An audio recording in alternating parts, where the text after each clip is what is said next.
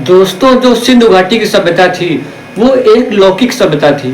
लौकिक का मतलब होता है कि वो सिर्फ इसी लोक पे विश्वास करती है, इसी संसार पे विश्वास करती है।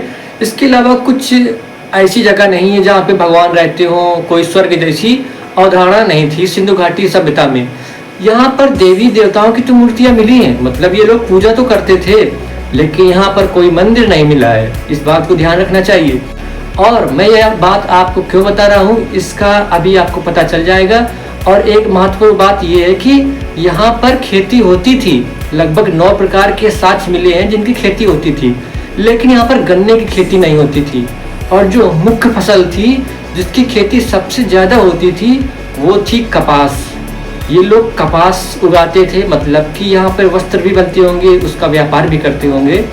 तो अगर आपको इतनी जानकारी थी, सिर्फ इतनी जानकारी से आप यूपीएससी का ये सवाल कर सकते थे। देखिए जरा इस सवाल को और बताइए कि क्या आप इस सवाल को कर सकते हैं। हाँ, लेकिन मैं आपको यहाँ पर एक बात बता दूँ कि अगर यहाँ पर मंदिर नहीं पाया गया है, सिर्फ मूर्तियाँ पाई गई हैं, तो कहीं ना कहीं यहाँ पे धर्म होगा, लेकिन उसका इतना वर्चस्व नहीं होगा, क्योंकि वर्चस्व होता तो मंदिर भी होते। तो जरा अब आप इसका आंसर बताइए हमें कि इसका आंसर क्या होगा।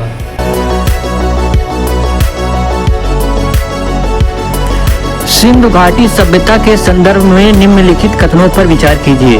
कथन 1 है, यह प्रमुखता लौकिक सभ्यता थी तथा उसमें धार्मिक तत्व यद्यपि उपस्थित था, वर्चस्वशाली नहीं था। कथन 2 है, उस काल में भारत में कपास से वस्त्र बनाए जाते थे। अब बताना है कि इसमें कौन सा सही है। ए केवल 1, बी केवल 2, सी 1 और 2 दोनों, डी न तो 1 न ही 2।